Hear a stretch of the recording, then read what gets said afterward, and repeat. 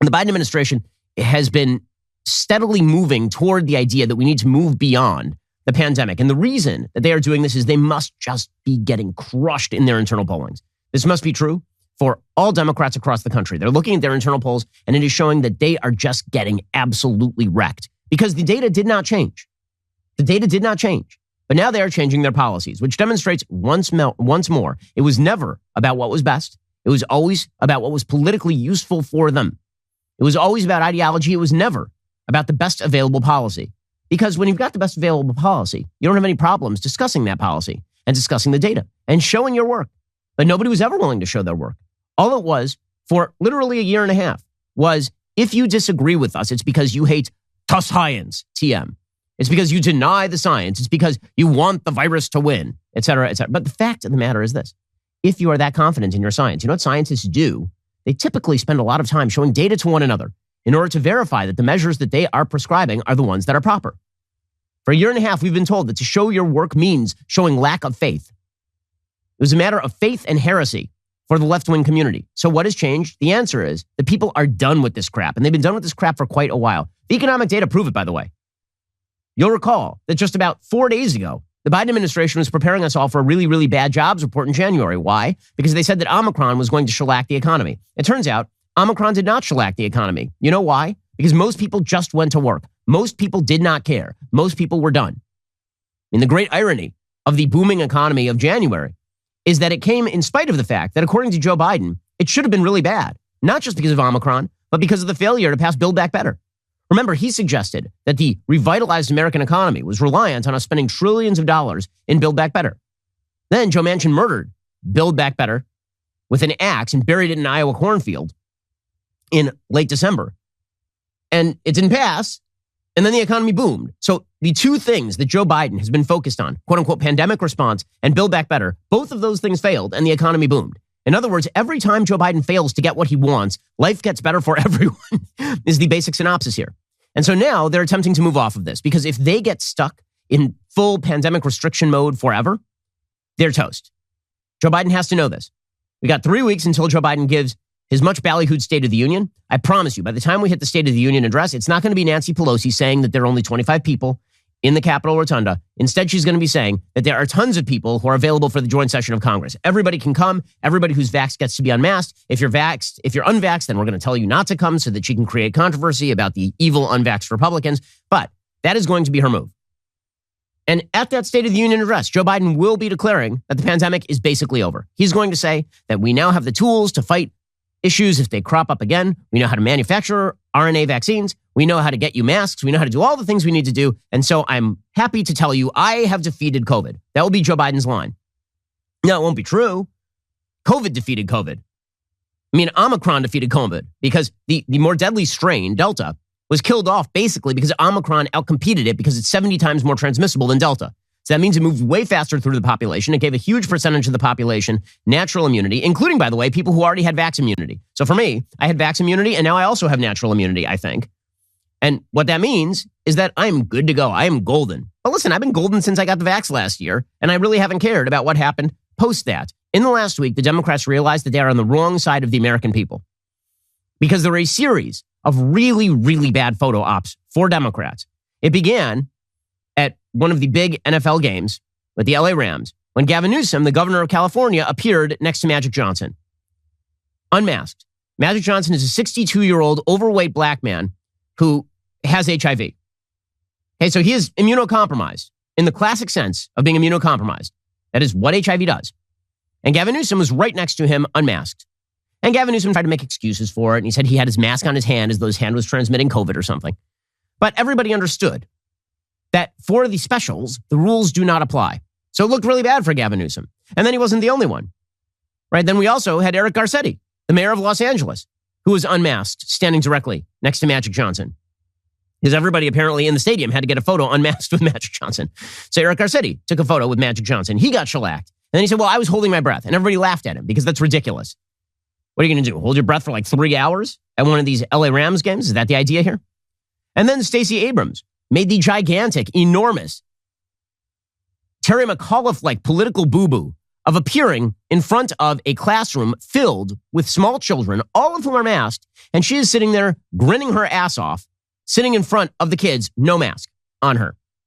I mean, this photo is going to be in every campaign ad that is run by whichever Republican wins the primary in Georgia from now until Election Day. This will be the most famous photo in America, and it should be, because it's everything. The children always come last. In fact, in her excuse making for why this happened, Stacey Abrams, she explained the reason this happened is because she insisted that if she was going to unmask, everybody else be masked.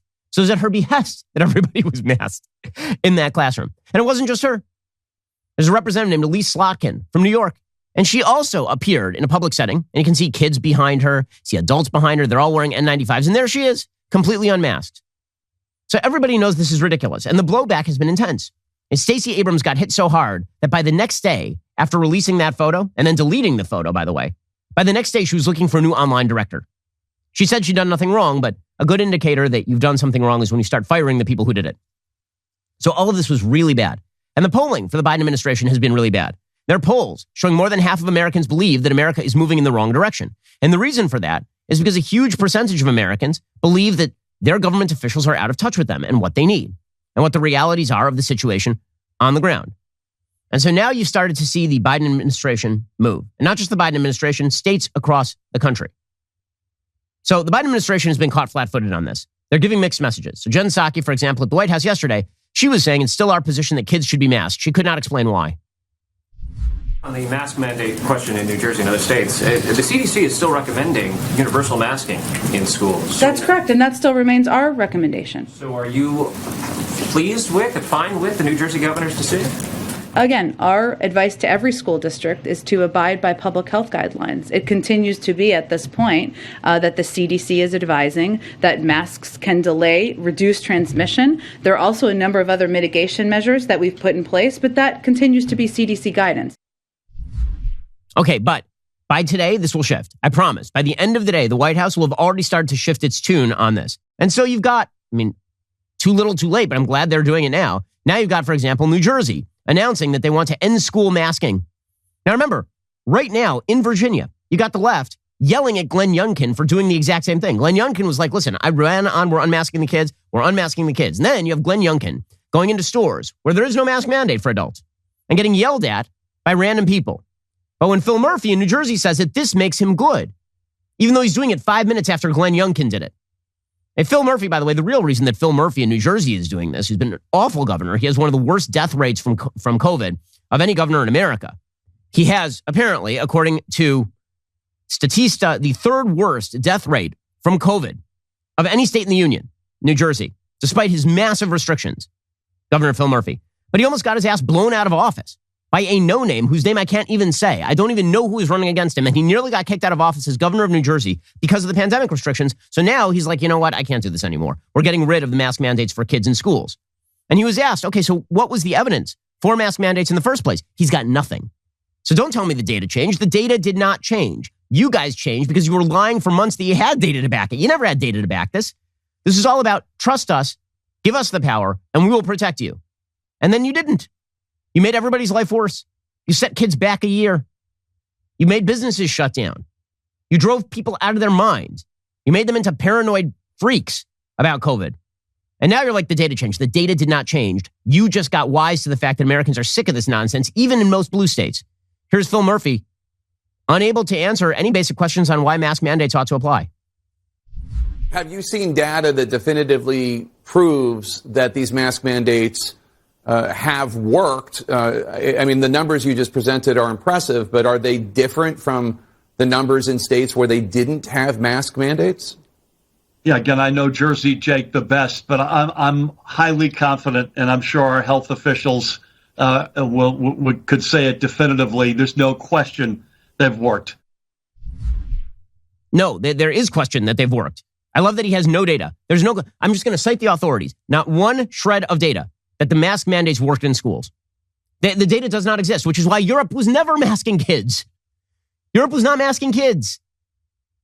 Anyway, Phil Murphy has now decided to reverse himself. So according to the New York Times, he says that he's going to stop forcing masks on kids in school. He said, quote, "This is not a declaration of victory as much as an acknowledgement that we can responsibly live with this thing.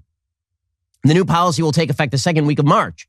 2 years after New York and New Jersey became the early epicenters of a virus that has since mutated and resurged, killing more than 900,000 people nationwide. Now, just a quick note. Why is he doing it second week of March? Well, what's so great about second week of March? Okay, the reason that he is doing it the second week of March is that Joe Biden is giving his State of the Union address the first week of March. That's why he's doing it the second week of March. Joe Biden is going to announce that we are done basically with pandemic measures, and the next week, magically, all the blue states will reopen and the sun will shine and the clouds will clear, and all the rest of us who have been saying for literally a year and a half that you ought to be following the data, all of a sudden we will be the bad guys again. Right? Because what they will say is, we were the ones who were always, we just wanted a real reopening with following the data, and eventually we got there, guys. It took some time. Don't believe the propaganda that they're about to pour onto your head. They are the ones who made this pandemic last longer than it had to in terms of public policy. They are the ones who masked kids for a year with no purpose. 2 years with no purpose. And now the polls cut against them, and suddenly we're supposed to believe that they were good faith actors all along, despite the fact that they never showed the data, ever. Murphy's move follows a decision last month by the Democratic governor of Pennsylvania, Tom Wolf, to rescind his state's school mask mandate. And then Democratic leaders in Connecticut, Delaware, and Oregon also announced they would end their states in-school mask mandates. Connecticut will permit students and staff members to stop wearing masks by no later than February 28th. Delaware and Oregon will end their mandates by March 31st. Meanwhile, Gavin Newsom in California, he announced that the indoor mask mandate will end next week, but only for the vaccinated, because, of course, we have to keep pretending that the unvaccinated are somehow killing everybody while the vaccinated are not killing anyone. So Gavin Newsom's going to pretend that it's because Omicron is waning. He says, citing a 65% drop in COVID-19 cases since the peak of the Omicron surge, California will end its statewide indoor mask mandate for vaccinated individuals next week, nearly 2 years after it was first implemented, according to Governor Gavin Newsom on Monday. This is CNN reporting. Quote, on February 15th, California's statewide indoor mask requirement will expire. Unvaccinated people must still wear masks in indoor public settings.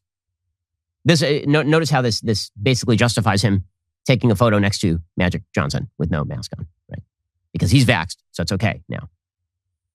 So the attempt by the left to now move into the rational category after spending 2 years being completely irrational about this entire thing is pretty astonishing. Same thing is happening in New York, by the way.